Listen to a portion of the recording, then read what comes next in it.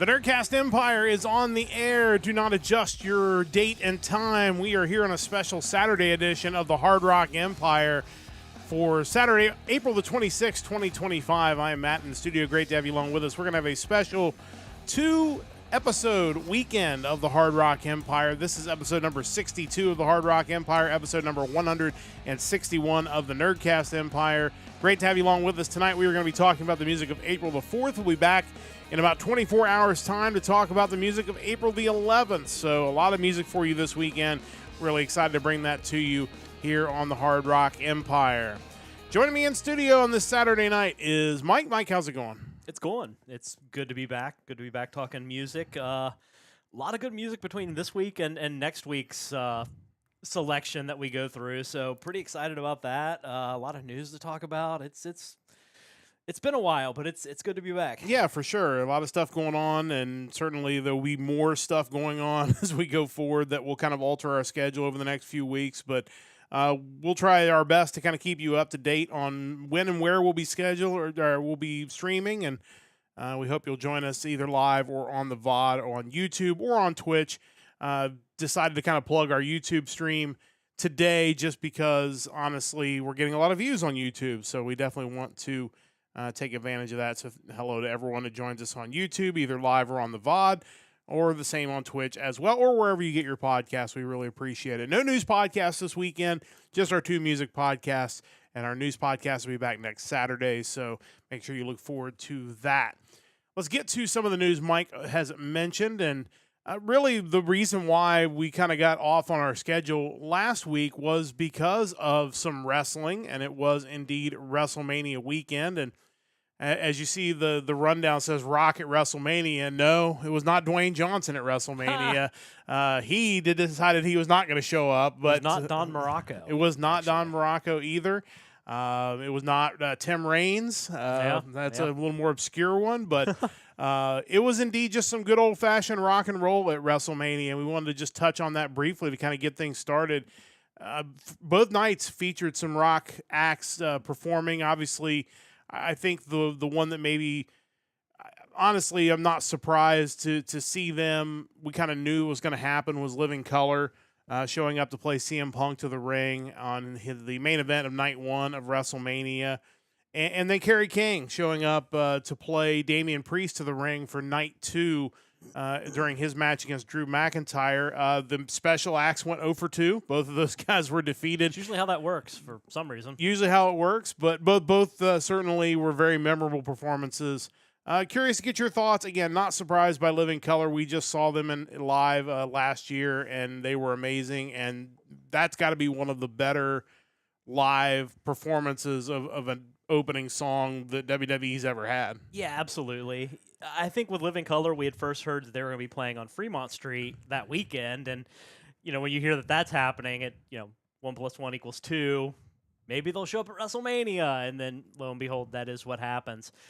Man, as far as a band that has been around as long as they have, they rock. There's no doubt about that. And and kind of between them and Cain both, it's just another example of why getting real musicians, licensed music is so important with the presentation of a professional wrestler. This is so much more impactful and feels like such a larger deal than just having your in-house music production people throw together generic rock track number 2 for your wrestlers' entrances. And the Cain thing is really awesome. Right up there to me as far as cool guitarist-led entrances is like Marty Friedman playing Hiroshi Tanahashi down to the ring at Wrestle Kingdom. Just another really cool example for that. And it just goes to show you that heavy metal and pro wrestling mix so well together. I wish they would lean further into that, especially with the actual show themes that maybe don't, unless you get the weekend, maybe they don't quite hit the mark for me. Yeah, for sure. I think, it's good to see when they do use rock music. I think that still resonates with a lot of fans. Certainly understand, you had some country acts, you had some hip-hop acts as well, and I kind of get where the appeal is for there, even if it doesn't really appeal to me. But, I think it goes back to the bigger issue that WWE has right now is that their in-house music people are just not very good. And for every one hit that they come up with, they have 10 misses. It was painfully evident during the Royal Rumble match because there were just so many times that music would play. And you're like, okay, who's that? Oh, okay, it's them. Or is this a new song? Didn't they just have a new song last week? It just feels like there's just constant just churning of music, and it's all just kind of mediocre. So when you have, songs like Cult of Personality, when you have, the song like the Slayer infused song with Damian Priest, it makes those stand out. And I think, again, no better example than 24 hours ago, Aleister Black made his return to the company, and his theme song, which was a creation of the previous music group that is no longer with the company. Everybody was excited. His presentation immediately is serious. It was something that you were worried that they were going to take that away from him, because they did for Rusev, and I don't understand that one either. But no, nor do I. It's if you've got a great theme, if you've got one that stands out, it helps your whole presentation. Because Cody Rhodes coming back with some generic theme 2 or 3 years ago, maybe he still ends up, because he's Cody and he's got this charisma that somehow overcomes everything. But that presentation with his theme song elevated everything that he did, really, from the time he stepped back into WWE. I think the theme song is a necessary component of the overall character. I think that American Nightmare character doesn't quite have the same level of impact with just a random rock riff. Yeah. It's the song. It's the message in the song. Everything about it tells you more about this character. And when you know that there is a legitimate rock band behind it, or like with CM Punk, a legendary metal act, it tells me this guy must be a big deal. Like, you're further explaining to me that this guy is a star.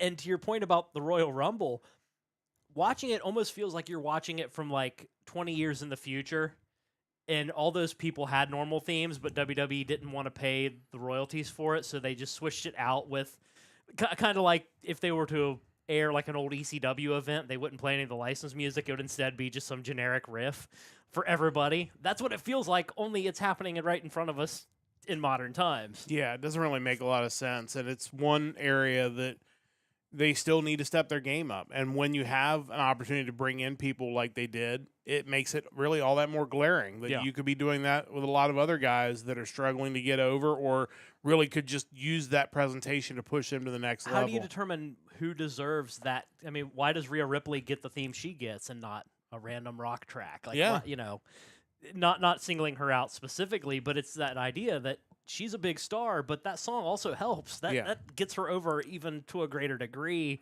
Why aren't we doing that for everybody? Well, and honestly, if I was going to go to WWE, if I'm Mariah May, for example, somebody whose name comes up a lot, that she could be rumored to come to WWE when her contract expires, I'd negotiate that into my deal. Yeah. Like, you will let me pick up some licensed music, or you will allow me to have input over my music creation. Otherwise, I'm not signing with you, because I know that if I don't come in with the right presentation right out of the gate, especially in WWE where there's so many talented women, you could be dead on arrival. And the answer isn't put a sound bite at the beginning of the generic song so you know it's that person. So dumb. Like, I understand the mindset of, well, that makes it obvious, but the music should make it obvious.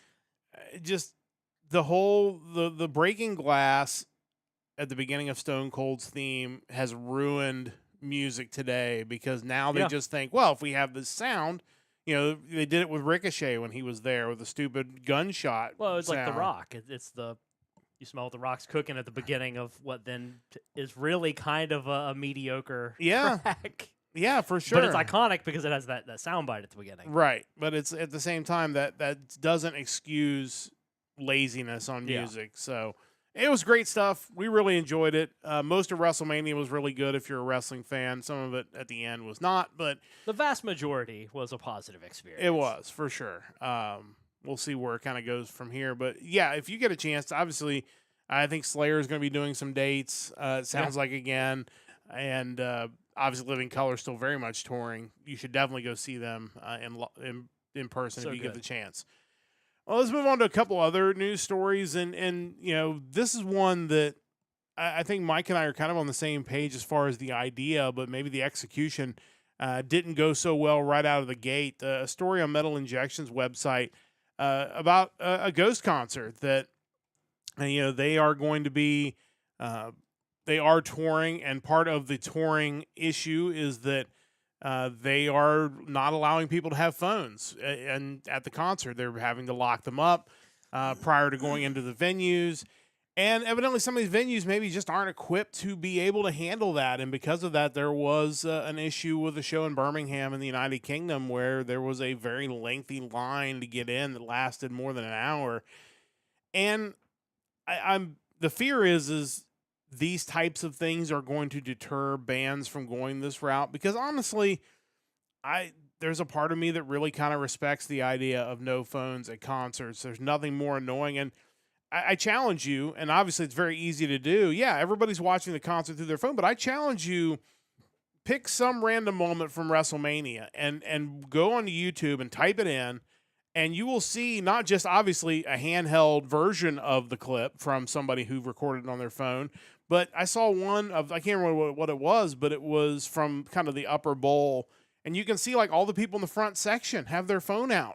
It's like they're like everybody around you is recording it. Do you think you're going to get the one angle that's going to be unique to the situation? I just don't understand. You paid a lot of money to watch this through a screen. Yeah, and that's crazy, honestly. So, I do respect what they're doing. It is a little concerning that some of these venues aren't ready for this, and hopefully it's something that maybe this trend becomes more pervasive, that these venues will be more on top of it, because honestly I think it's a good thing that they're doing this. Yeah, it's kind of interesting because my initial thought was I wonder how this is going to work on a large scale, but I seem to recall them talking about bigger artists who have employed the same strategy, and it seemed to be totally fine. So I guess it really must just be certain venues having some limitations, but yeah, I hope they get it figured out. And the article kind of talks about like Tobias Forge talking about it, basically saying, trying to frame it as this isn't just me being like an old person saying, hey,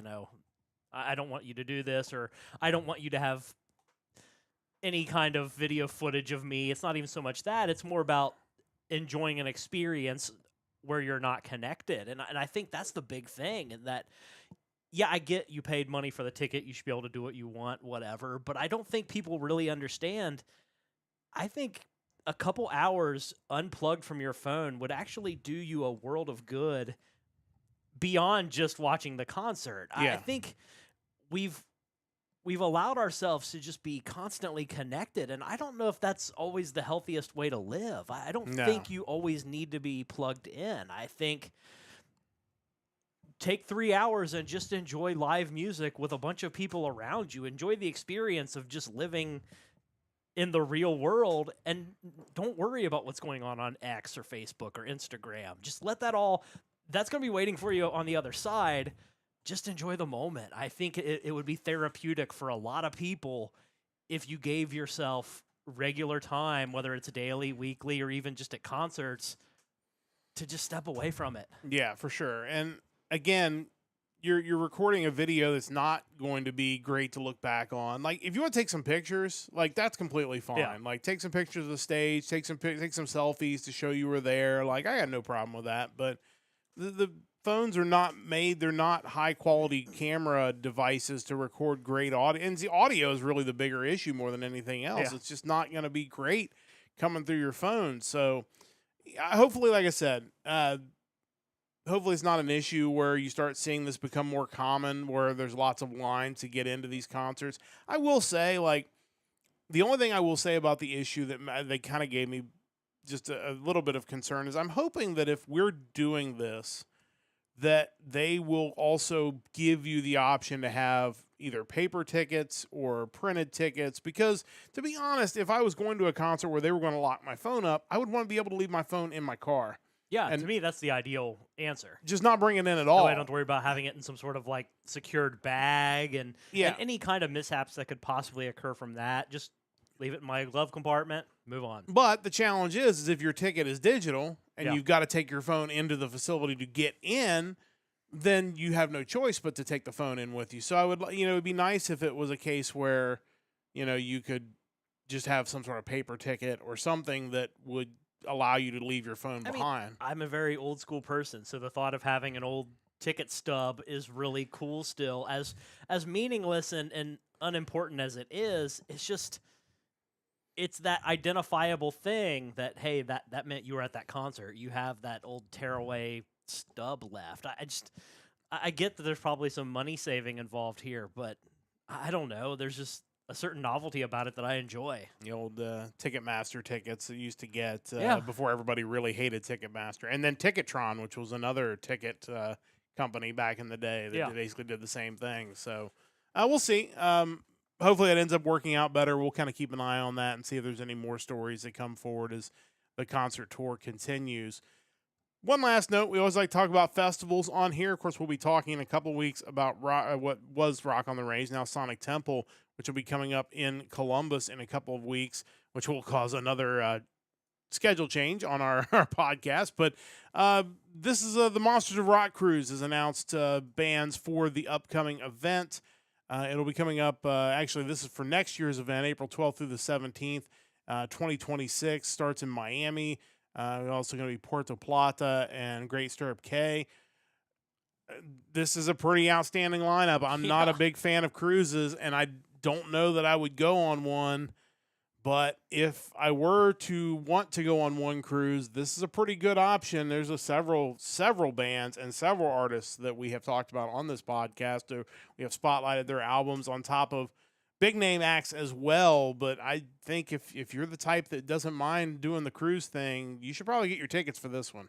Yeah, I'm amazed by the lineup of this cruise. 5-day, 5-night, full ship music charter. I guess this company's been doing it for a while. They're kind of the preeminent on the Blue Cruises Incorporated. They're the big guys. They've been doing the Monsters of Rock cruise since 2012. But yeah, it makes me kind of upset leading into Sonic Temple that we couldn't have devoted one stage to acts like the ones that are going to be on this cruise. Yeah.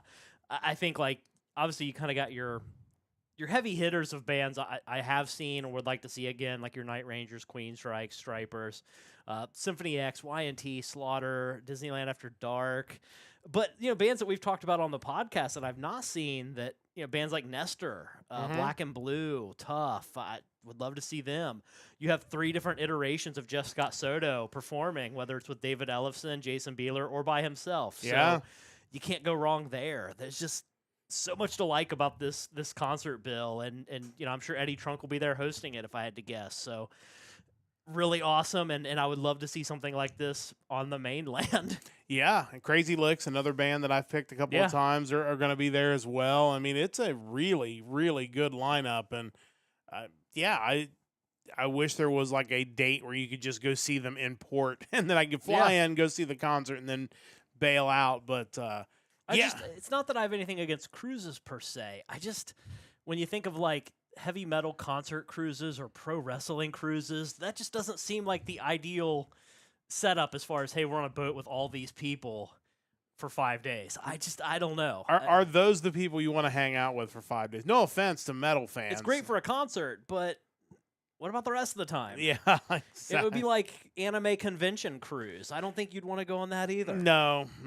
Like hanging out with those people for a couple of days in a hotel, that's fine. Hanging out with them on the open seas for 5 days, like that seems like a challenge for sure. But great lineup, really exciting stuff. I think honestly, I would love to see this, and I just, like I said, don't know if I want to actually jump on a cruise to go see it, but yeah, it would be nice if this were actually a day or a stage of Sonic Temple, because that would be awesome. I'd be playing at that stage the whole weekend. But good stuff. Definitely check that out. It'll be coming up again next April, so plenty of time to get your tickets. Although my guess is these things probably sell pretty quickly. So I would guess, especially with this lineup, so you might want to keep tabs on ticket availability if you're planning on making that trip.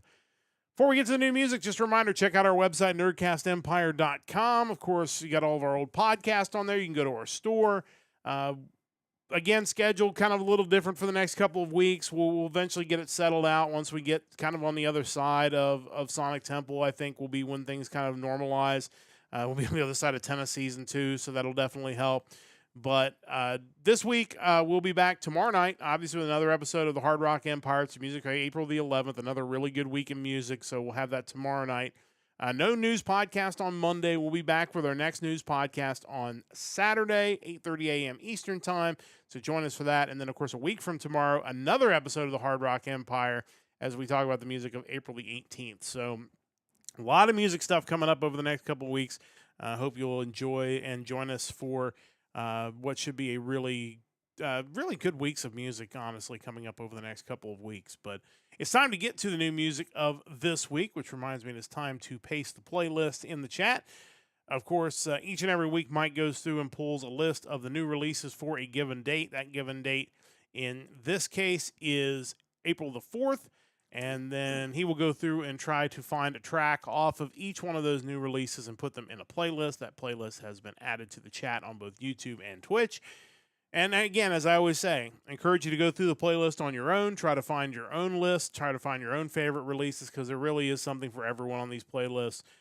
We do kind of spotlight the stuff, obviously, that we enjoy, but if there are other types of rock and metal you enjoy, there's almost always something on these playlists that have that on there. So definitely check that out.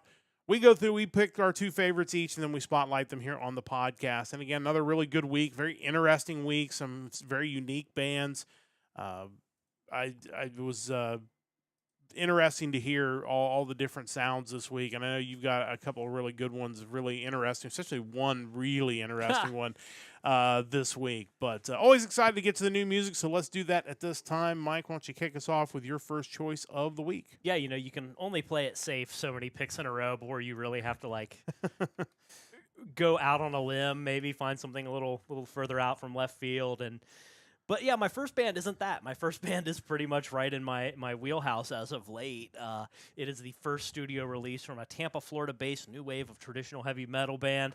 The band is Midnight Vice, and this is their self-titled EP, Midnight Vice. Yeah, again, this is not the one that I was referring to as far as... This is not the adventurous one. This is not the adventurous one, but it is they've got a really good sound, and like you said, something that is right up your alley as far as new releases go. Yeah, I'm a big fan of any of these bands kind of flying that traditional heavy metal banner, and this is definitely another one.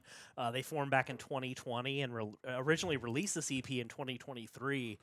They've since signed with Reigning Phoenix's sub-label, Rock of Angels Records, Roar, and they're re-releasing the EP. The band consists of Tyler Gray on vocals, Sam Bean on guitars, Lakota Stafford on bass, and Dennis O'Sullivan on drums. According to their bio on the RPM Roar website, they draw influence from bands like Iron Maiden, Judas Priest, and kind of some of the legendary bands from the Florida metal scene, Crimson Glory and Savatage. They bring a traditional yet energetic approach to their music. I think if you were a fan of metal in the 80s, there's a lot to like about these guys.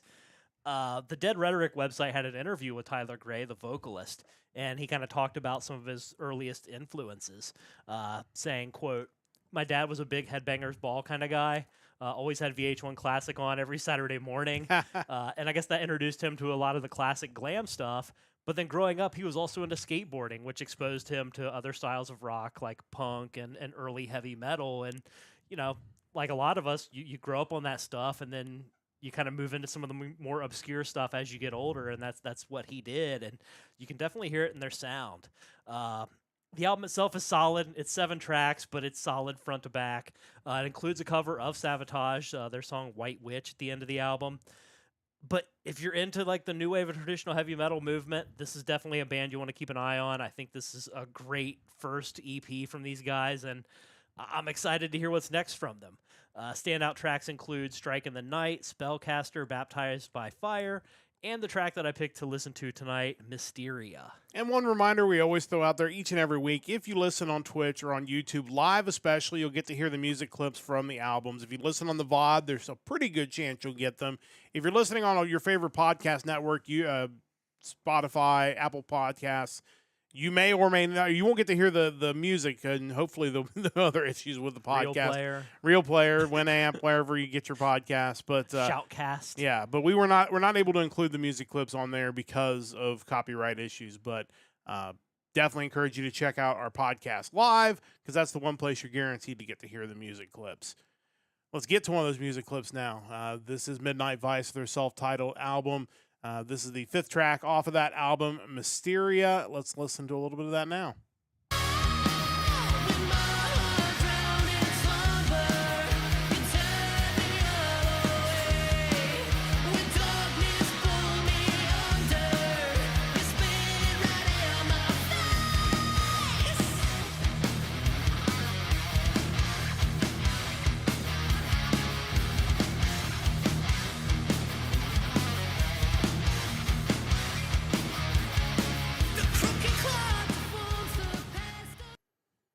Yeah, for sure. I mean, very traditional sounding, but also modern sounding at the same time. There were a few tracks I've heard over listening to a lot of music this weekend, trying to get caught up on this. There that have that throwback sound, but it sounds like they tried to make it sound throwback, which is kind of it doesn't resonate with me as much as when you have a band that is paying homage to that sound, but also finds a way to make it sound current and modern. And this is another band that feels like they've really found a way to nail that.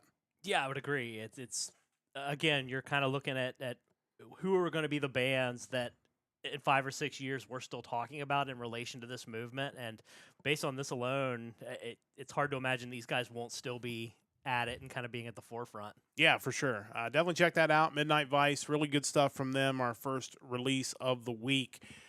You've got 2 picks. You definitely have gone out on the limb on pick number 2. I'm definitely curious to hear how this name is pronounced because it is definitely Great question. an interesting looking I'm going to name. pronounce it the way I'm pronouncing it. It may not be right, but and if that's the case, I do apologize. But there's not a lot of info out there as far as, hey, here's our name, here's how you say it, just in case you want to know. But I feel like that's important. If you're a band, especially if you're a band that maybe English isn't your first language, like put just an audio clip on your Facebook page or on your website that has the pronunciation of your band name or track names or whatever it may be, because we really do want to get it right if we can. And this is one that I knew was going to be challenging for sure. Yeah, it makes for a really cool logo, though. It does. It's very, very strange, but yeah, there were a lot of pretty decent and good bands out there that I could have gone with, and they would have kind of been the safer pick.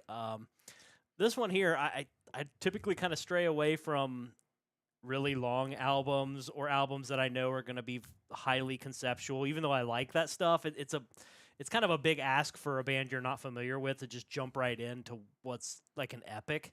But with these guys, I did, and I'm certainly glad I did because the album is pretty wild. This is actually just the second full-length studio album from this band from Brasov, Romania. They are an avant-garde metal band. They are Hteththemeth with their second album, Telluric in Harmonies. Their name is avant-garde. Yeah. I think I understand that word a little better if that is indeed where that has come from. But yeah, definitely curious to hear about these guys. Yeah, so this band originated back in 1999. I believe as more of like an individual project that then evolved into a band. Over the years, they've released split albums, singles, live albums, a collaboration, but only 2 full-length studio efforts. This and 2016's Best Worst Case Scenario. Per their Bandcamp, they are comprised of Lau Cregan on vocals and lyrics, Vlad Andre Anescu on piano, keyboards, and effects and backing vocals, Lucian Popa on guitars and backing vocals, Radu Sindea on guitars and backing vocals, Mihai Radulescu on bass guitar and backing vocals, and Codrut Costea on drums and percussion. They also did include in memoriam Robert Kotoros on guitars and programming, who, from what I gather, sadly passed away in 2020. Like I mentioned before, sometimes I play it really safe with my picks, and this is definitely not one of those. Their Bandcamp bio explains them in the following way. Hteththemeth is one of the most enigmatic entities on the metal scene, with a unique approach and no limit to their artistry. Their unhuman music is unpredictable, jumping from metal with ambient and black influences to blues and bossa nova. Conceptually, Hteththemeth paints a picture full of complex feelings, some pleasant and others cold, some confusing and others fulfilling. The tags at the bottom of their Bandcamp include metal, unhuman metal, avant-garde metal, dark metal, progressive metal, and Brasov. I get in theory the idea of labeling your music as unhuman music. It makes sense in the sense of, there's no way a normal human would come up with the complexity and just the variety that we're bringing to the table. But unfortunately, in 2025, it almost makes it sound like you're saying the music was done by AI. Yeah, that's true. I don't think that's the case here. I don't think AI could be trained to kind of deliver the full product that this is. I don't think we're there yet. But something to consider. It's a long album. It's an hour and 18 minutes long. There are segue tracks kind of in between each of the real songs. The language barrier may be an issue for some people, including at times myself, because even though they sing in English, a lot of the spoken word tracks are, I believe, in Romanian. Kind of takes away from my understanding of the story, which there undoubtedly is a huge story here, as there are 21 tracks on the album. Standout tracks on it include songs like Life, Honest Lies, I Wanted You All, The Fools and Failed Queens, and The Odyssey of Nothing. And I totally didn't mark it on my list, but I believe the song that I picked to listen to is, in fact, Honest Lies. That is indeed the song you picked for your list. Let's check out Hteththemeth, their new album, Telluric and Harmonies. This is track number 4 off of that album, Honest Lies, out of 21. Let's listen to a little bit of that now.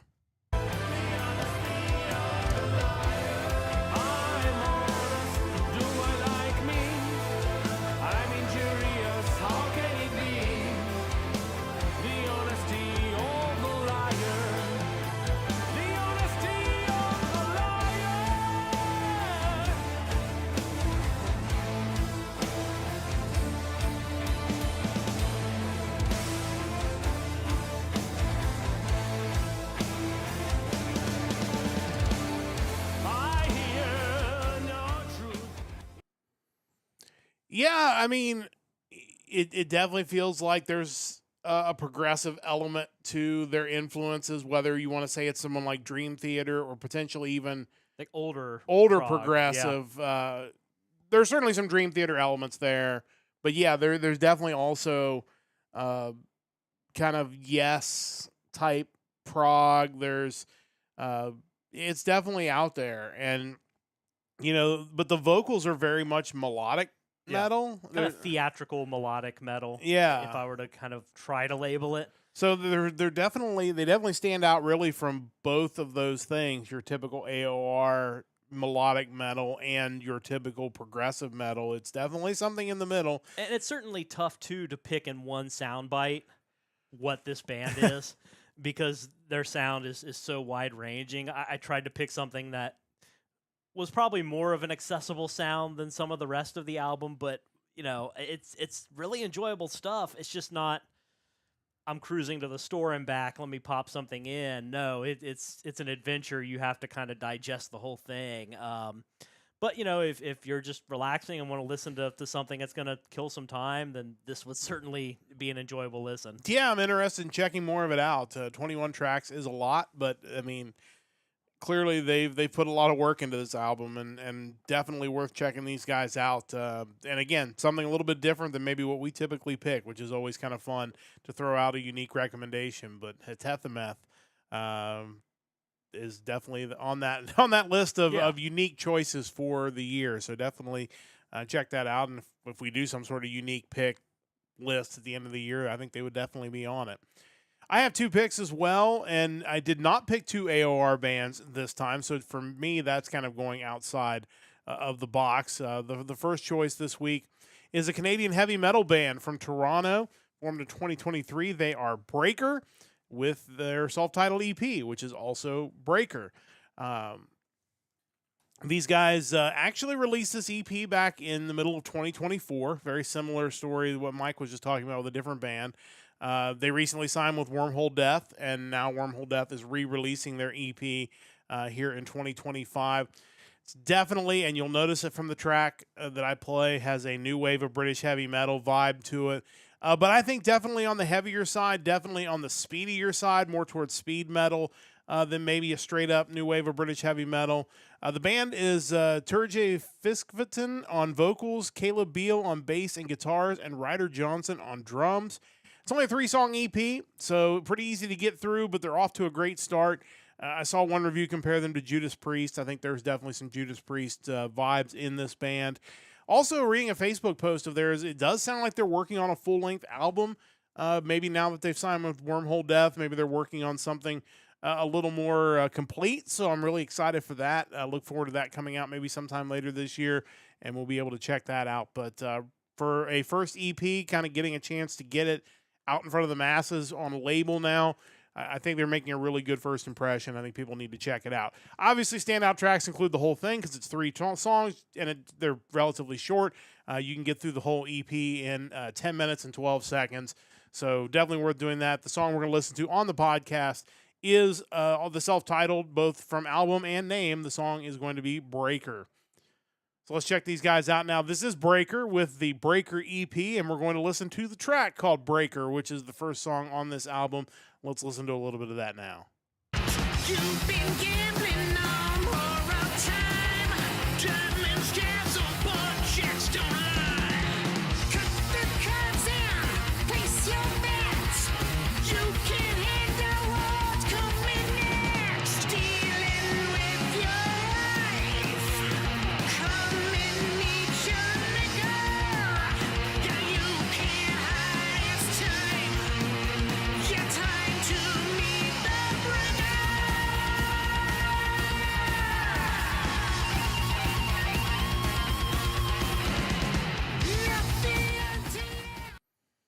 But yeah, again, definitely some new wave of British heavy metal vibes there. And again, always exciting when new bands are continuing to produce that kind of music. But this was really catchy, and I'm kind of excited to hear when and if they release a full album, what that whole thing sounds like. But Mike, your thoughts on Breaker? Yeah, this was definitely one of the early ones that I marked as far as having potential, and I hear some like Accept there too. Yeah. Like definitely some like Udo Dirkschneider or even maybe like Saxon vibes from these guys. Neither of which are a bad thing. Again, another band that's really kind of leaning into that old school new wave of British heavy metal, early speed metal sound, and I'm all for it. I think maybe WWE needs to contact these guys about doing a theme for Braun Breaker. I don't know. Sure, why not? That was the first thought that crossed my mind as well. But really good stuff. And again, excited if they're releasing a full album. I can't wait to check it out. But definitely check out the EP, the re-release from Breaker, out on April the 4th. I have two picks, as always. My second pick is down the AOR road. Can't get too far away from it. And my second pick is an AOR band out of Sweden. Also can't get too far away from Sweden. This is a group out of Stockholm, formed in 2009. This is Captain Blackbeard with the album Chasing Danger. You kind of know what you're getting with AOR music out of Sweden, and these guys certainly don't disappoint. This is their 8th album, I believe, and it's the first since Neon Sunrise back in 2022. The band is Fredrik Valgren on vocals, Robert Maid on bass and vocals, Vinnie Stromberg on drums, and Daniel Krakowski on guitars. Again, this is a country that just for whatever reason, when they do AOR music, they know how to do it. It's catchy, entertaining music. According to rockposer.com, these guys lost their vocalist in 2023 after their two most successful albums and really kind of wondered what the future was going to be. Fortunately, they were able to find Valgren and then decided basically to take the whole 2024 off from performing to work on this album. And I think that was a great decision in hindsight because they have really released a very good album. It's a great balance of rocking songs and even ballad-like songs. Clearly, I think they're going to reap the benefits of having taken that year off and finding such a great vocalist that it's going to allow them to continue to take this to new heights. I saw several reviews that said that they thought this was the best thing this band has done so far, so that's always really exciting news for them. Standout tracks include When It's Over, Chasing Rainbows, Piece of Paradise, and the song we're going to listen to on the podcast is Dreams. So let's check these guys out now. This is Captain Blackbeard with their new album, Chasing Danger. This is the opening track off of that album, Dreams. Let's listen to a little bit of that now.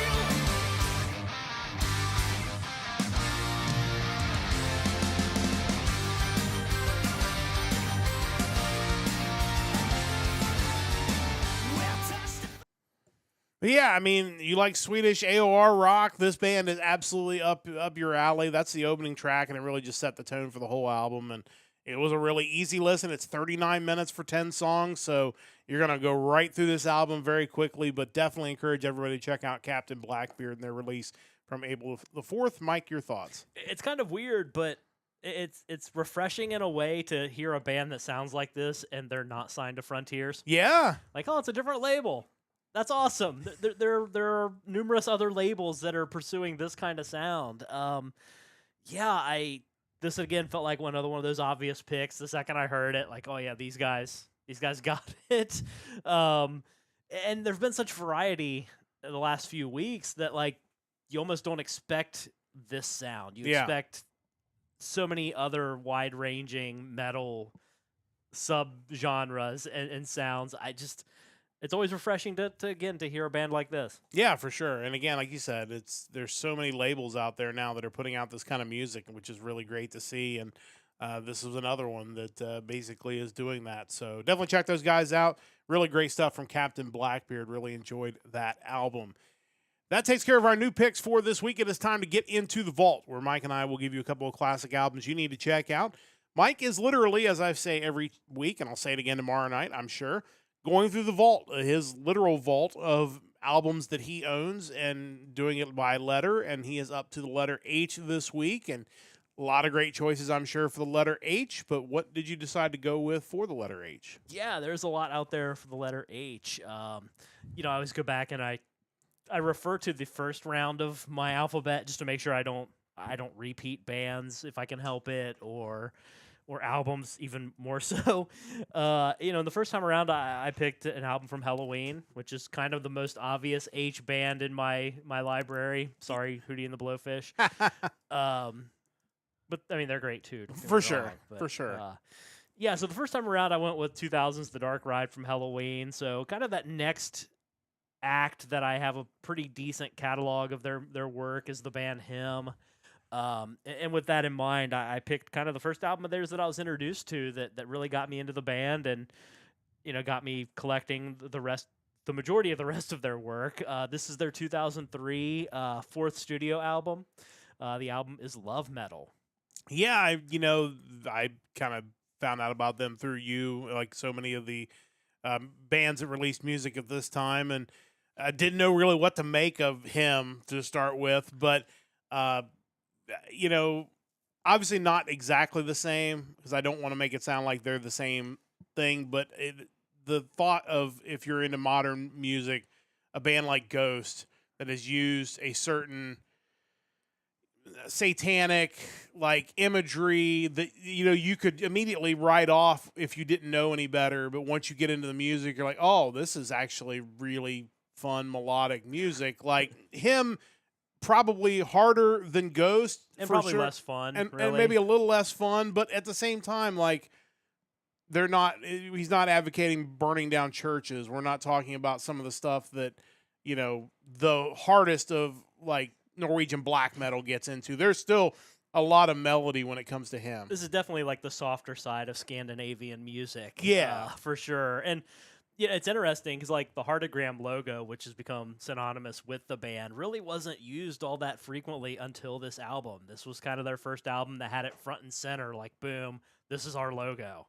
And it's obviously worked wonders. It's almost like they took like a marketing class and realized that this would be really just such an iconic image that you would see on numerous tattoos over the years. It just was just a huge deal and super marketable. But the band got its start way back in 1991. I certainly was not aware of them back then. Their first studio album, Greatest Love Songs Volume 666, came out in 1997. But it was kind of not until Razorblade Romance in 2000 that they got a lot of traction over here. The first single off that album, Join Me in Death, appeared on the soundtrack to the movie The 13th Floor. A lot of people here honestly learned about him through like Bam Margera or Kat Von D. They were definitely kind of a big name people that endorsed the band. When you look at Wikipedia kind of talking about it, it was just kind of one of those chance things where Bam Margera saw one of their videos and was really into them, and next thing you know, they're buddies. It wasn't like a planned thing to market both the band and all of his creative endeavors on MTV.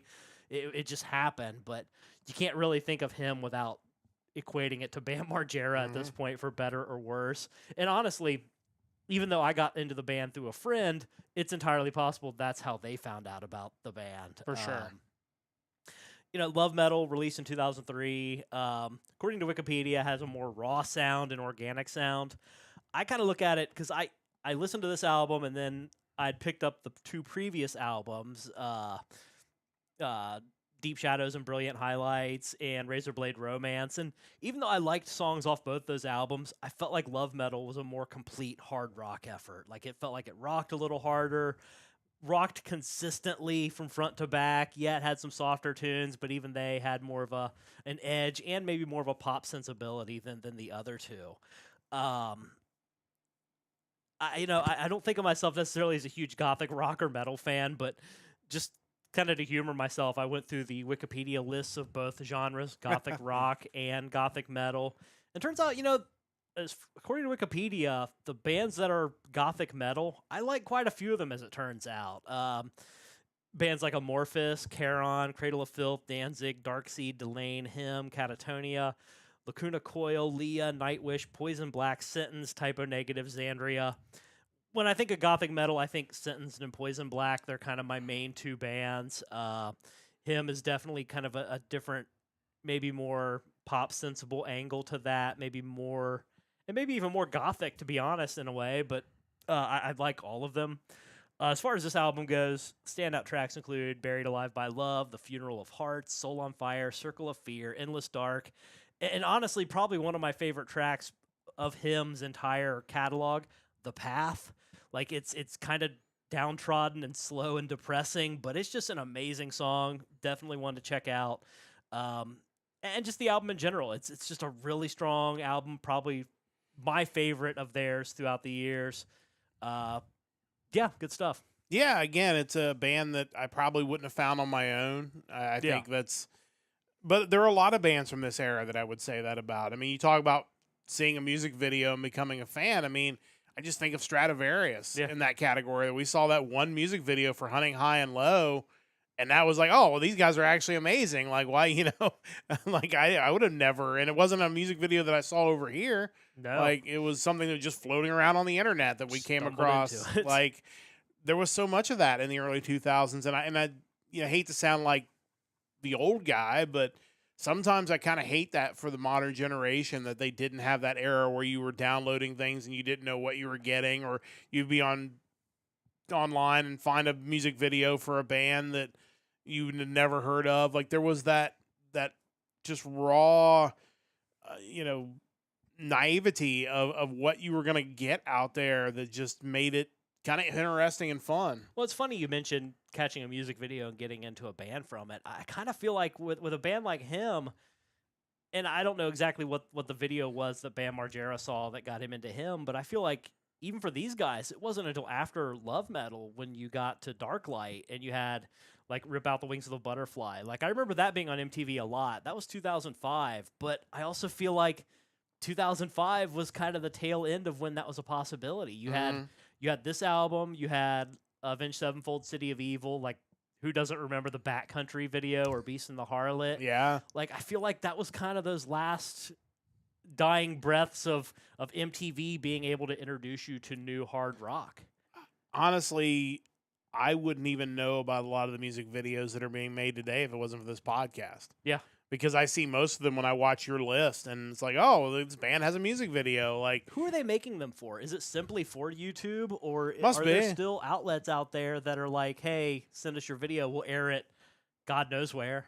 Yeah, I mean, I'd be shocked if there's not some sort of European music channel. That's certainly still probably Japan, possible. probably. Yeah. Like, I'm sure there are places where that's still a thing. Like, and maybe there is here in the U.S., and I just don't know about it. Maybe if somebody would tell us if there's a channel or like something on like a Roku channel or something that plays music videos of rock bands, like, I'd love to know. It just seems like that, and this kind of applies to everything we cover on our podcast. There are certain elements of each of those things that I think have this really cool nostalgia factor that someone isn't capitalizing on hard enough. Should we start a TV station with music I don't videos? know. Like, where do you go to consume new music videos? I feel like if there was a way to deliver that to people, it would still get over. I just don't know what that is. I don't know. I mean, that's something that we see sometimes on Twitch, and I think it would be kind of interesting if we took like the best 5 or 10 music videos that you come across every week and basically do like a half-hour show where we just play music videos and That would be cool. Like, I don't know. Is there an interest for that? Leave a comment. Let us know. Join our Discord, which I need to post the link for. But that would be. We've seen people do that where they actually just show videos and stuff like that. And maybe there's an interest. Maybe there isn't. I don't know. Like, there's got to be some people out there that are like us that tune into this kind of podcast that would love to watch music videos each and every week. Yeah, it makes me wonder because I feel like that's just something that isn't being properly delivered to people, maybe. I don't know. And some of these bands that we see each and every week put a ton of work into these videos. So, Yeah. I mean, it's not like they're just churning something out that's cheap. Like, these are bands that are going all out for these. So, I don't know. Let us know. Join the Discord. We got the link in the chat on both sides. Let us know, would you be interested in watching a Twitch show that aired weekly where we just played the best music videos of the week? We just go through, maybe it's not even songs that we pick for the podcast. They could just be music videos that Mike thought was interesting and we just spotlight them. I don't know. Let us know. Who knows? Maybe somewhere down the road we'll add that if there's actually a demand for it. So, but him is awesome. Lots of him jokes as far as verb tenses, which always brought me joy, but definitely check out him and this album as well, specifically Love Metal from back in 2003. So my gimmick for the vault at the moment is I went through the list of Wikipedia, or I'm going through the list on Wikipedia of Frontier signed bands, and I am picking basically two for each letter, where I'm picking one that allows me to make the choice of the album and the band, and then the next week I put it into a randomizer and let it choose the band, and then I go through and find the Frontiers album for that band. And this week we were up to the letter C, and it's my choice this week for the letter C. And so I have decided to go with the second studio album from the Finnish power metal supergroup Cain's Offering. This is Stormcrow. The band formed in 2008. If you're a fan of this type of music, you're going to recognize a lot of these names. The band is fronted by Stradivarius singer Timo Koltapello, Jani Limatainen, who has played with Sonata Arctica from 1996 to 2007, is on lead and rhythm guitars, acoustic guitar, and backing vocals. Jens Johansson, who we've talked about I don't know how many times on this podcast, is, of course, the former keyboardist for Yngwie Malmsteen's Rising Force. He is the keyboardist in this group. And then two other band members, Jonas Kohlberg and Jani Hurula on drums. Obviously, that's exactly what you would expect out of Frontiers to pull a band like this together. And with that level of talent, this album's going to be good, and it's really good. It's a little more melodic than early Sonata Arctica, but you can hear the speed elements to it. You can also obviously hear the Stradivarius influence because the Stradivarius lead singer is singing on it. This is just, I can't recommend this enough as far as vault picks go, and I think it's going to happen a lot with Frontiers, where especially in these type of situations, we've seen it a lot over the time of the podcast where they bring these bands together to just have so many talented people, and you just create something that's just really, really outstanding. And I definitely, if you're a fan of this podcast, if you're a fan of the type of music that Frontiers puts out, you should go listen to this whole album. It is really outstanding, and I really want to listen to the rest of what this band has to offer. Standout tracks include Stormcrow, A Night to Forget, Constellation of Tears, and I Will Build You a Rome. This is great. It's awesome. This was a really easy listen, and like I said, I want to listen to more of what this band has to offer. But Cain's Offering, power metal supergroup, is my vault pick for the letter C this week. Any thoughts, Mike? Because obviously you know those guys, and you know what this is going to sound like. Yeah, I mean, I can only imagine this is just ridiculous. And it does make me wonder if I went back historically through the catalog, both of Frontiers and just of some of these musicians, and find that they've been involved in a lot of things that just had never made it to my radar, that if I did go back and listen to them, it would basically be like finding a new Avantasia, basically, where it's like, oh, it's a bunch of people I like putting together ridiculously awesome music separate from the bands that I already enjoy. I'm sure there's a lot of that out there, and I imagine finding time to get to it might be a challenge, but I think it would certainly be well worth it. And that was kind of the point of this vault gimmick, is that, we have seen so many bands over the course of this, year plus that we've done this podcast, that Frontiers has put together. And it's like, oh, it's this singer from this band that I really like, or it's this guitarist, or whoever it may be, and they've just released this amazing music. And this is an opportunity because, again, for C, I could have picked Cinderella or someone like that. But it's like I want to try to find these bands that I don't really know anything about. And as soon as I clicked on that one and saw who was involved, I'm like, well, I definitely have to listen to this. Yeah. But I think we're going to see more of that as we go forward, and I think that's what makes this fun. Is it is a chance to find other Advantasias, other bands that you might not have, you may have never known about, that now you have a new band to listen to, which is always really awesome. But definitely check this out. It's really, really good. Cain's offering with Stormcrow. That takes care of our vault picks for this week. It is time to wrap up the podcast with the Power Trio, our relatively new segment where we will ask a question of 3 of something involving rock or metal, and we'll poll our panelists and try to get answers for all of those things. And again, as we talk about each and every week, as far as bands that are eligible or songs that are eligible, anything we would talk about on this podcast is pretty much fair game. So it could be rock, it could be metal, it could be classic rock. I guess it could be country too. Who knows? Because, there was a part of me that had a thought to maybe pick a country song for this because that would just be way outside the box.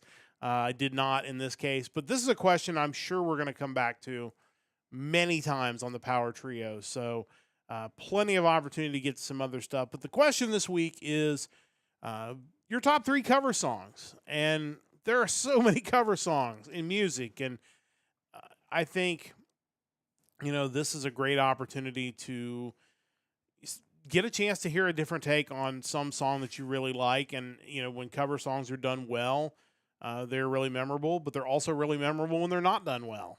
And Very true. I will never, ever in my life forget the cover of Heartache Tonight on that Eagles tribute. Ooh. Yeah. Just Some rough vocals on that. it was. But, again, sometimes it's just as good when it's bad. And I think that's the risk with covering the Eagles is that they're enough country on their own. They're a rock band, but they have enough country sensibility where you don't have to infuse it with more. No. That is the last thing you want to do. No, for sure. Definitely something that is a risk involved there. But yeah, so we got cover songs. Do you have any external? Do we get Shane's opinion on these? I did get some Shane picks, which are always we always love Shane picks. always interesting. He has fairly similar taste as we do, so it's always good to kind of see where he deviates. So his picks, couple pretty obvious ones, I think. His first one, which is undoubtedly one of those instances where the cover song becomes bigger than the original, and that would be Johnny Cash singing the song "Hurt." Yeah. On his 2002 album American 4, The Man Comes Around. That obviously being a cover of the 9 Inch Nails track from their 1994 album The Downward Spiral. That song just kind of took on a life of its own, separate from the 9 Inch Nails version. Yeah. For sure. I think there are probably people out there that just assume it's a Johnny Cash tune. Yeah, I was going to say, I wonder really how many people out there think it was the other way around. Because it's not one of the first songs off the Downward Spiral you just immediately think of. Right. So you have to think, how many people think 9 Inch Nails just threw that cover on there to, but no, it's actually the other way around in this case. Yeah, they did it first, weirdly enough. And 8 years before Johnny Cash got around to it. Yeah, which Johnny Cash releasing music in the early 2000s always a little surprising, too. I've never listened to his American albums, but I imagine they're probably pretty good stuff. Yeah. I'm not a huge Johnny Cash guy, but I respect it. Yeah, absolutely. Second one, I think this is a song that's probably been covered quite a few times. This is probably the first or second one that comes to my mind, and that is Nevermore covering the song "The Sound of Silence." Yeah. From their 2000 album "Dead Heart in a Dead World." Of course, that being a cover of Simon and Garfunkel's track from their 1966 album "Sounds of Silence." There's another one that comes to mind too. Wasn't there who was it that covered that song? That was really low voice register, really slow. It was some metal band. I can't remember. I'm gonna have to look it up now because it's gonna.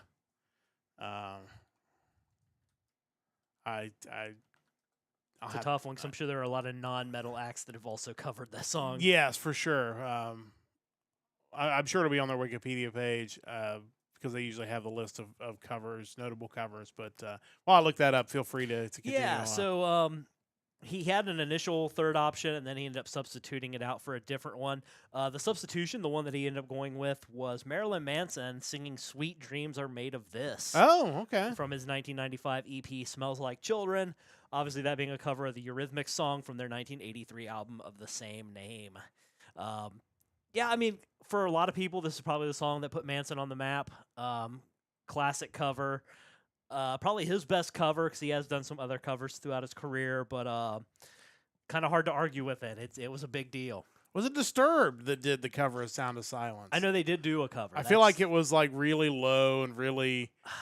It's been a while since I've heard it, but for some reason I'm thinking it wasn't maybe the best cover of that song. But no, jumping back to what you were saying, that's a really good choice. Yeah, definitely a good choice. The other one he was going to pick, which it comes back to what do you want to like? Do you just pick the first three covers that come to your mind, or do you put in some more thought as far as like, do I pick songs that I know people will know, or the artist covering it, or artists you'll know? Because the other choice was Cradle of Filth covering the song "Temptation" from their 2006 album Thornography. I like that song; it's a really good song. I was not familiar with the original. It's a cover of a synth pop band, Heaven 17. One of their songs from their 1983 album, The Luxury Gap. Was not familiar with it, but it kind of seems like something Danny Filth would cover. But yeah, all things considered, a good 4 picks. Can't argue with them. It does make you wonder if there's not a subgenre of this where you could we come up with a power trio of cover songs that are bigger than the originals? Yeah, because there are several that are. Again, Hurt is probably one of those. I have one off the top of my head too that I didn't pick for this week, but I probably could have, that would definitely fall into that category. Maybe not, I don't know, but yeah. So really good choices from Shane. Chris not with us in the chat tonight. We'll try to get his picks somewhere down the road, but I know you've got some great picks as well. And again, I'm just kind of waiting for the week where we pick the same thing. Because, again, like you said, and even Shane, like there's a overlapping music taste there. But covers is a pretty broad topic. So there's plenty of room to pick originals. But we don't consult each other before we pick these. We are completely oblivious until we get ready to do the podcast. All right, so my picks. This one here, a band that has done a lot of covers throughout their career, and the cool thing about this song is it's not one of the more popular or more well-known covers they did, but it introduced me to an entirely different band that I wasn't really aware of back in the 90s. The song in question is the Merciful Fate medley, done by Metallica from their 1998 album Garage Inc. The medley includes snippets from the songs Satan's Fall, Curse of the Pharaohs, A Corpse Without Soul, Into the Coven, and Evil. It's what introduced me to Merciful Fate and King Diamond. I was not really in tune with them up until that point, and just a really good cover. Yeah, for sure. I mean, it's a great album. I know people malign it sometimes, but Turn the Page is a great cover. It Even is. though I'm not a big fan of the song. That would definitely fall into the category of the cover being better than the original. Yeah, Whiskey in the Jar. Yeah, the Thin Lizzy version cover of it. Yes, really great too. My second one is the one I was really debating whether I wanted to substitute it out for another song from the same original artist. I ended up going with this one just because at the time I thought, this is just a band throwing it on one of their albums. It wasn't a designated tribute album track or anything. The song is Nobody's Fault. The band covering it is Hteththemeth from their 1988 album The New Order, and it's a cover from the 1976 Aerosmith song off their album Rocks. Interesting. I don't know if I've heard that cover before. Really good cover, and I like it because I'm not a huge old Aerosmith fan. Like, my wheelhouse for Aerosmith is like 80s and 90s. So to kind of get me more exposure to kind of the classic era of Aerosmith, and just a really good cover by a great thrash metal band. It was kind of the dark horse pick, but I really love the cover. Yeah, I definitely want to check that out. The older Aerosmith is a little hit and miss for me. Just not really the style I enjoy. And like you, the late 80s, really early 90s was that wheelhouse. But yeah, definitely interested in checking that out. My next one is another one of those like mismatch covers where you're like, I would never have guessed this band would cover this artist, but they did, and they put their own spin on it, and I think it's an amazing cover as a result. That song in question is the song Cinnamon Girl, being covered by Typo Negative from their 1996 album October Rust. Cinnamon Girl being a cover of a Neil Young song from his 1969 album Everybody Knows This Is Nowhere. That's an interesting album title. Yeah, I don't really know either of the original or the cover in this case, but they're both good. I'm not a Neil Young fan. This is a pretty good song, and the Typo Negative cover of it, when you just think of what their sound is and what they do to this late 60s like folk rock song, it's outstanding. It's a great cover. yeah, for sure. Definitely have to check that out. Interested to hear how because I know Typo Negative and I know Neil Young, so I'm definitely curious to see what that sounds like because it's got to be. It's worth a listen. Yeah, for sure. I have to check that out. Yeah, I've got 3, and I did pick 2 off of tribute albums. The one because you just were thinking about covers where I could pick a country song. The country song that crossed my mind, I didn't put it on the list. Is one of my favorite Marty Robbins songs called "Ribbon of Darkness." Yeah, and it's a unique cover because the cover is sung by the guy who wrote the song, which is Gordon Lightfoot. Gordon Lightfoot put out a cover of the song after Marty Robbins had it go to #1 on the country charts. And both versions of it are really amazing. Obviously, when you hear the song, even as Marty Robbins sings it, it's a Gordon Lightfoot song. It is just. It just has that Gordon Lightfoot. There's a boat that sinks in the middle of it. It's really weird. It has that vibe to it for sure. So didn't pick that one, but that's just a bonus pick because there's definitely some country influence in my music past. But the 3 I picked, I went kind of out there for pick number 1. It's an album we've talked about before on this podcast. Off of the Siam Shade cover album where they did the tribute. It is 1/3 Pure Hearted Emotions by Janie Lane. Also, honorable mention to Sebastian Bach doing Don't Tell Lies, which is a really great cover of the open of that. But, Janie Lane really killed this. It's a little bit harder of a cover because it's more of a translation than Don't Tell Lies, which has some English in it. And I think they really wrote a really good English song, and he, of course, knocked it out of the park. And sadly, one of the last projects he was involved in before his death. I wonder if he actually wrote the lyrics to the cover version because, the guy was such a great songwriter that would not have surprised me at all. Yeah. Also think Siam Shade is just a great candidate for Western covers because they rocked so hard. And they've got a lot of English stuff. Yeah. So I think that helps. But it's just their style of music, to me, fits really well with Western cover efforts. I think it fits really well. Yeah, and it shows on that album, and we've talked about it before on the podcast, but if you haven't listened to it, you should definitely go find it. The other one that was off of a cover album was off of the tribute to the Fleetwood Mac album Rumors. Couple of really good covers on there. Decided to go with Gold Dust Woman by Sister Hazel. Okay.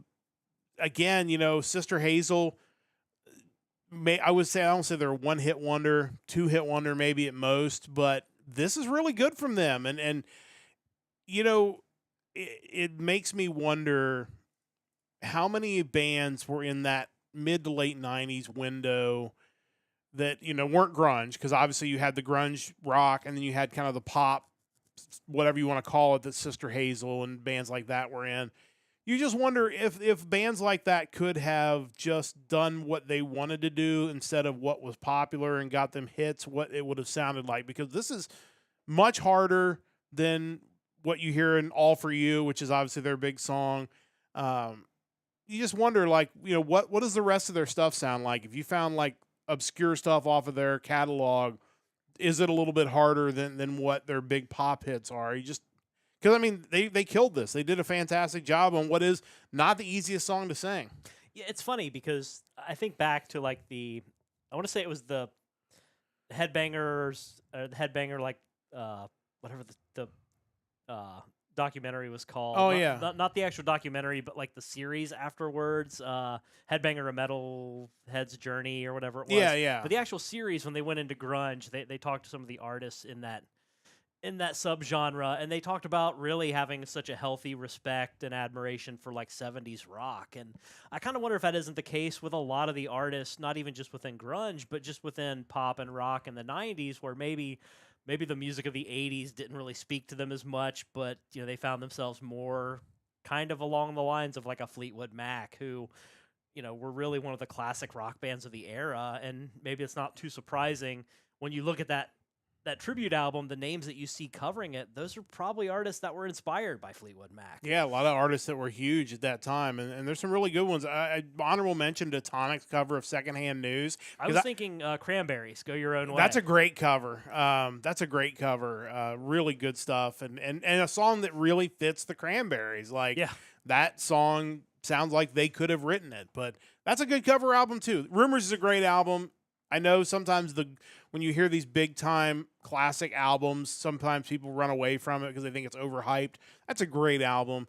A band that was, like so many of the metal bands that we talk about on this podcast, rife with turmoil, and it made for great music. Like the fact they were going through all that stuff is what made their music so emotionally outstanding. The final cover, not off a tribute album, but off of a special album. This was off of the acoustic album released by Firehouse. The song is Seven Bridges Road, cover of the Eagles / Steve Young song. They did it just about as authentically as you could, and they absolutely knock it out of the park. It's one of my favorite covers of that song, which is one of my favorite Eagles songs. I just love that song. Firehouse's vocals and their vocal harmonies probably totally underrated, but I do think Seven Bridges Road is like that.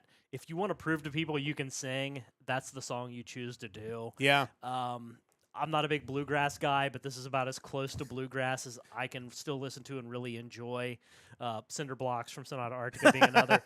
But yeah, I mean, this is just a tremendous cover, pretty much straight up, but sounds so good. And you know, we always talk about just the immense talent that the Eagles had, and you don't realize, and you probably don't really appreciate some of the bands, the hard rock bands from the 80s and 90s, and Firehouse is one of those bands that just they were really, really good. They were, and there's so many of those bands that, you know, even like I was just talking about with Sister Hazel, where you maybe just didn't get to see their musicianship on display because they were busy trying to write that big pop song that was going to set them off for life, pop rock in a lot of cases. And, you know, because of that, a lot of those bands unfairly got pigeonholed as to just kind of being that, you know, we're just popular. You're not, you know, you don't rock. You're not talented. You're just a manufactured band. And, you know, those guys are really good, and their stuff's really awesome. And I think they showed it. Some of these bands in these, this wasn't a tribute album, but sometimes I feel like some of these bands that get into these